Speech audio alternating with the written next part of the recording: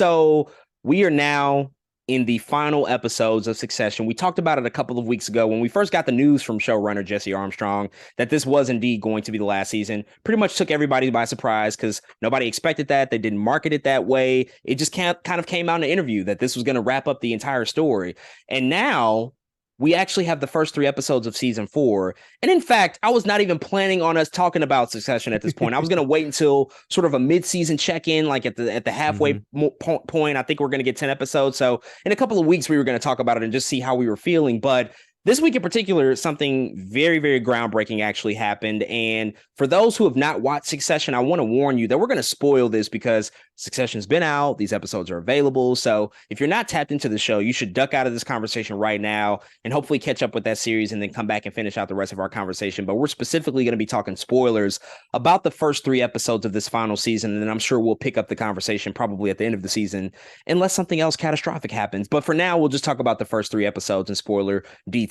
So we got in our first three. We sort of have gotten reintroduced to this world and where things are with our primary characters. There's obviously a split between the Roy family, as we saw at the end of season three, which was just so expertly done and left us on such a high waiting for this next season. But now coming into the season four, I can't help but feel a sense of sadness and dread because I don't want Succession to go. It's one of my favorite shows. Like, please don't leave me. It's just too good. But we are confronted with the fact that this is indeed the end. So, man, I just want to pass it to you so far. How are you feeling about these first three episodes? What stood out to you? We'll, of course, get to the events of episode three in a second here because that deserves its own conversation. But how are you feeling? And feel free to spoil away because this is definitely going to be an in-depth conversation. Oh man, this is one of the greatest shows of all time. The season doesn't even have to end, and I can pretty confidently say this is one of the greatest shows of all time, man. Just the way this show is written and acted, they literally, I just love the way how they get to the nitty gritty in terms of really just hammering the basics. What's a good script look like, and what does good acting look like, and they really find a way to keep that fresh, but to hammer it home each in every week, man. There's so much nuance. There's so many small tidbits and conversations in this show happening between characters that always end up meaning more than what it seems on the surface. But you'll see something happen yet in yesterday's episode that they might not even talk about for 4 weeks, but it was important. And I love that about the show as well, man. We really are, I think, in different territory when it comes to this. Man, where even to start? What even to talk about? The siblings right now are just in such a cool space. I think they are now together and they are in trying to conquer the world, together. And what I love about it, I think, is although it seems like it, they actually have no idea what they're doing. But it's just so entertaining to watch these kids who, again, have been in business. I'm not saying they don't have any business sense at all, but when it comes to them being professionals on their own and trying to create new business and what they have going on, they haven't done that, and they haven't been part of that by themselves. And so I've enjoyed, I think, watching these past couple weeks as they have one tried to, again, go out on this new business venture, specifically against their father. But also just them coming together in general. We've gone through the show and they've always been at odds. Shiv is in odds with Kendall, and Kendall's at odds with, it just has always been kind of a mess between the siblings. But now I think at the beginning of this season, we finally get the sibling, or really the end of season three, we finally get the siblings together. And it's been a different dynamic now than we've gotten the rest of the show. But I very much enjoyed it. And I very much like where everything is headed, because of that, man. So just what a great, I think, start to a season to try to figure out how the Roy family, specifically the kids, the siblings, are going to navigate kind of this business world.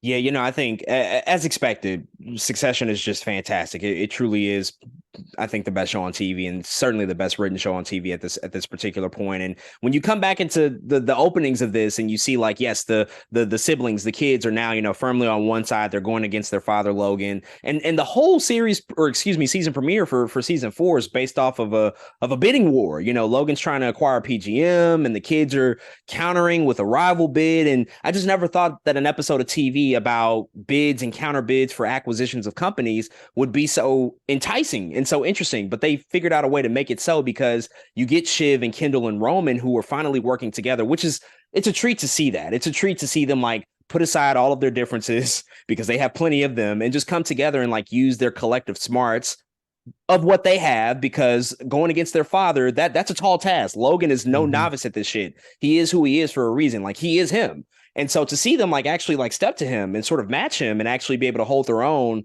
in that whole negotiating process was really, really impressive and really entertaining. And then they come back and, like, do a counter offer. I think it was like $10 billion or something crazy. And it's like, oh shit, they actually won. And Logan sort of, like, tipped his cap at him, even though he threw an insult, which we're always going to get a Logan insult. He tipped their cap at him. And then episode 2, the big piece of it that stood out to me was that ending conversation between Logan and his kids, when he goes and meets them at the karaoke, right? And they're having this big moment, this come to Jesus moment almost. He's trying to appeal to them, and they're not fucking having it. They are just holding every grudge possible against him for not only the stuff that they're dealing with now between the PGM stuff and the Gojo shit, which admittedly, I don't always totally understand, but they do just a good enough job to make you realize just the spatial awareness of, like, what's happening between these big mergers or acquisitions. But that's not really what it's about at the end of the day. It's about the underlying stuff, right? The relationship between the kids and the family, and everything that Logan has just thrown against them for year after year after year, not only in this show, but for their whole lives that we're led to assume, right? And you get that whole final sequence of them just talking to each other, and it's not going anywhere. Logan is doing his best to try to sort of find forgiveness from them. Shiv is not ready for that. Kendall is clearly beyond that. Roman, always the guy who's, like, trying to figure out a way, like, maybe we can, like, hear him out. Maybe we can work with him and find a way. And I remember watching that sequence and thinking, like, all right, not only does this tell me that Logan's probably going to die at some point, but also Jesse Armstrong hinted to the fact that before the season aired that the title of this series would ultimately come to fruition. Like, we will deliver on the promise of Succession. So I think in terms of telegraphing Logan's death, that was certainly there. I didn't fucking expect it to happen in episode 3. I really thought that it was going to be in the middle of the season, maybe. Like, I expected them to do something different, because they never do anything by the book. But episode 3 is just like, well, wait a second. And so that brings us to this week's episode, in which we get the death of Logan Roy, our centerpiece of Succession, the guy who's been at the center of pretty much every storyline in the show. He's obviously responsible for nearly every relationship that spun out from this series.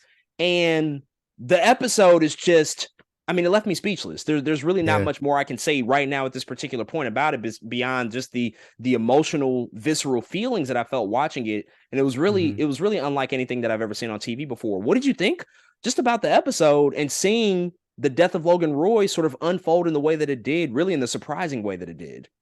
Yeah, it's such good writing, I think, the ways in which they kind of just throw us into it and make it feel like it's happening to us too, how sudden it is.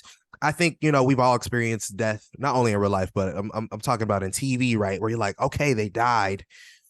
But it's something about this that feels more urgent than anything we've ever seen. It's something about them being disconnected too. It's something about them being on a plane on the way to Sweden that makes us feel like, wait a second, what's happening? Like, is this really going down? Part of this doesn't work without the end of episode 2, without the karaoke scene, right? Without them, it literally is a scene of, one, Logan is like, okay, I kind of lost y'all, like, low key. Not only that, but he there's a sense of realness in Logan at the same time, where he's like, no, I really am sad about y'all not being at my birthday party, kind of type thing. And then for the kids to be like, I'm sorry, we can't forgive you, leave the room. He leaves, and then he dies in the next, technically, 15 minutes. If you play episode 2 and 3 next to each other, he dies like 15 minutes. You know what I'm saying? So it's like, oh my God, like they not only does he die, but they didn't even have time to reconcile whatever relationship problems that they were going through. And that brings me to one of my favorite parts of this episode is when they have to tell Shiv. It's like it's so good to me. It's it's not only the acting. I'll talk about the acting in a second, but it's the way that it's shot. This is a one shot of them having to go get Shiv. Kendall has to go get Shiv because what is happening, they're giving compressions on the plane to their father, who is either already dead at this point, but they're still giving chest compressions, but they're having the kids on speakerphone speaking to his ear. Maybe it brings him back. Maybe he can hear their last words, whatever. But Kendall has to go get Shiv. From the walk over there to the way she's breaking down, trying to figure out what's happening over there, to the way they stay on her as she talks to him. It's just so good, bro. The camera work is fire. The acting is fire. Everything going down in that moment makes you feel what's really happening. Of course, you feel it before that with Roman too, right? Roman and Kendall, but it's something about Shiv, right? For me, it was something about the girl of the family having to hear this news. Something about Kendall having to go get her and her brain scrambling on screen as you're watching them walk back to the room in which they're on speakerphone that feels like some kind of different TV than what I've ever seen before, man. I've never seen anything go down like that in television history. Not for me, not for a loss that is happening right there in real time without the camera cutting. And it's funny, even at the end of the episode, they talk about technically how they had to have different cameras moving this way, and they had to make sure one camera was filled with film and another. I was just like, y'all are killing it, man. Like it's it and in that moment, again, of course, we're worried about it, but I'm like, the technical, what y'all doing right here is kind of crazy, and I don't think people are really picking up on it. It's really not until like Kendall is walking up the steps that they had to cut and change to a new camera, and it's just all very well done. It feels very urgent. It makes you emotional when you see Shiv start to tear up. I was like, don't do this to me, Shiv. Don't do this to me, because you could tell again not only the panic that they feel or the realization that their father really might be gone, but again, it's the ending of episode 2 in the karaoke bar where they're like really not hearing what their father has to say, and then turn around and you might not even be able to tell them anything after that. That's just like makes this episode something completely different, man. It's just so well done. It's so well done.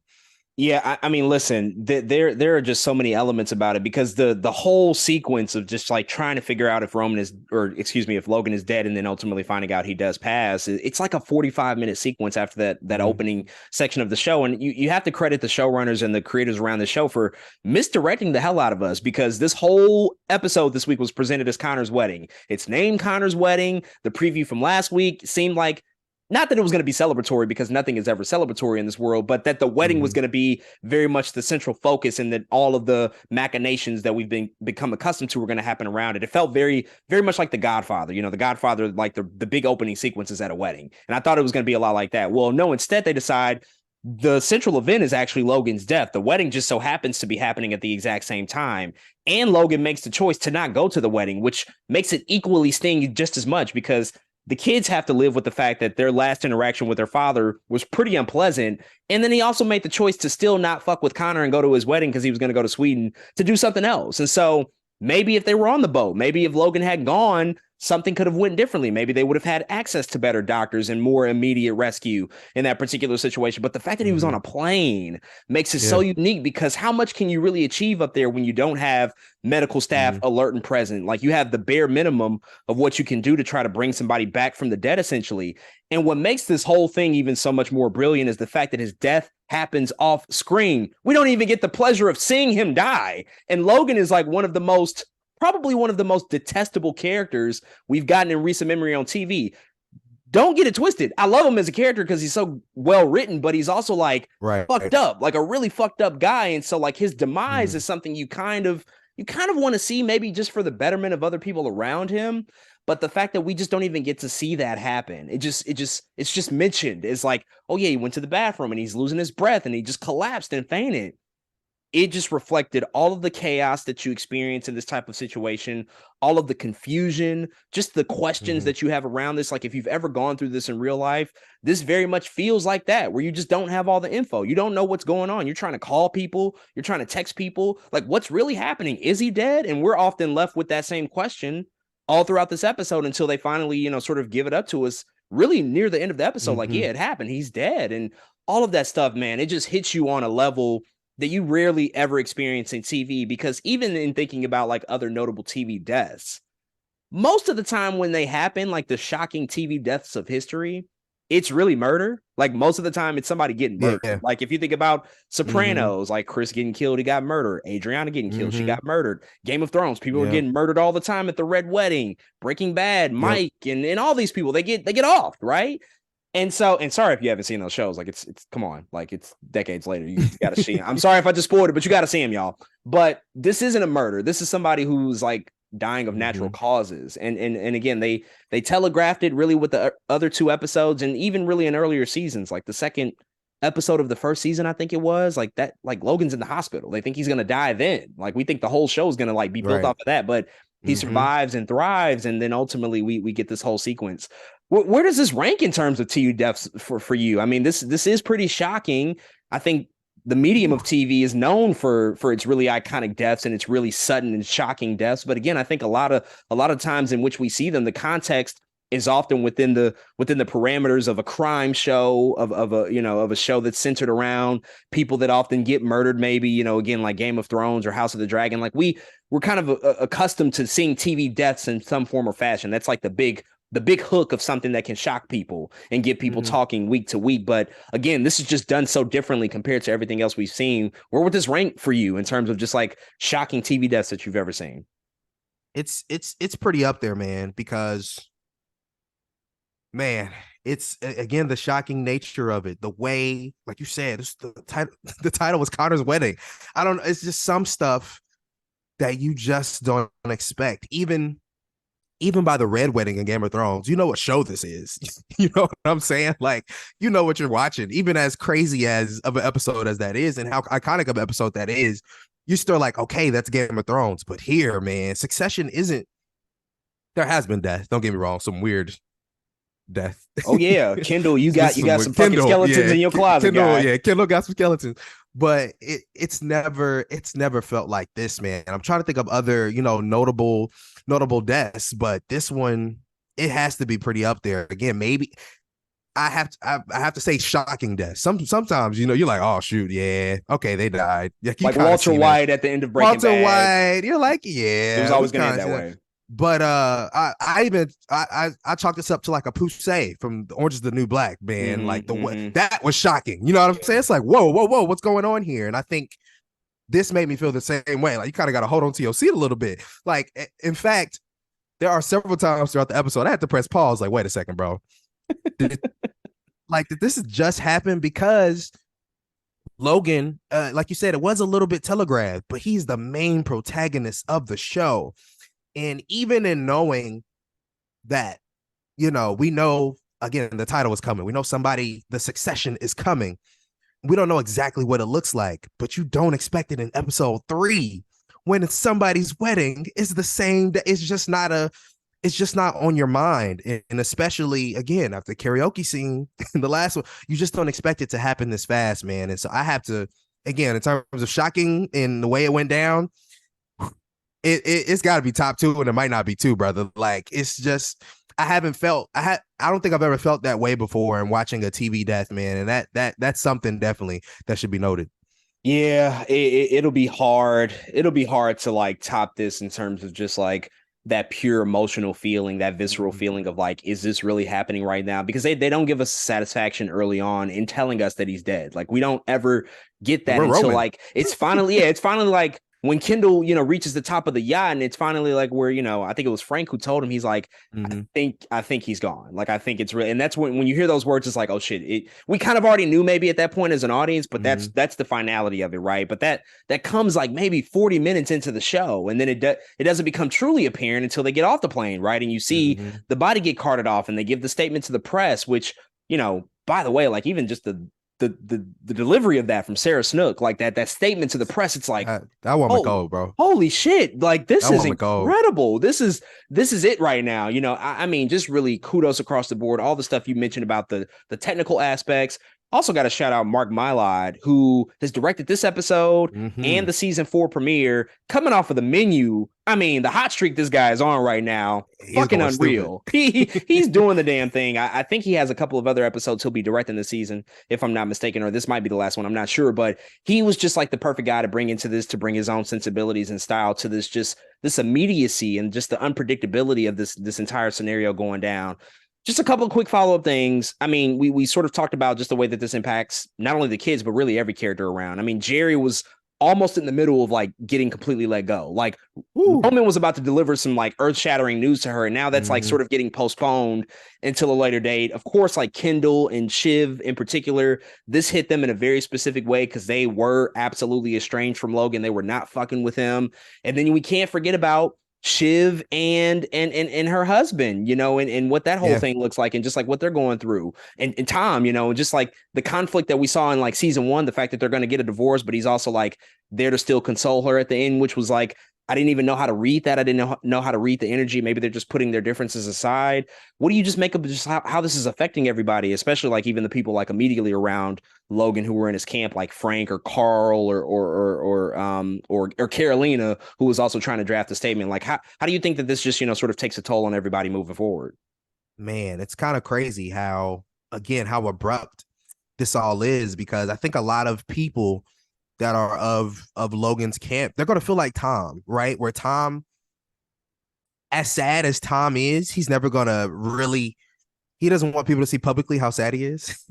I think he wants people to think that he's handling it very well. But boy is in the room calling Greg, crying in the bedroom. You know what I'm saying? Like, and I think a lot of people are gonna be like that though throughout pretty much the rest of the series. From here on out, a lot of sadness is happening. And I think what's gonna fuck up the kids the most is the way Logan left them, where he was like, "I love y'all, but y'all are unserious people," and I think that's gonna fuck them up as they again progress through the end of the season, man. As they figure out what they're gonna do with the company, as they figure out what ATN looks like, and so, man, I also think that Logan's death it's gonna affect people now also, because now it's the throne has opened up, right? That's of course that is the big rest of the season, is now the throne is open. And even in the preview of the rest of the season, you can hear Kendall saying, "Let the games begin," and it might be out of context,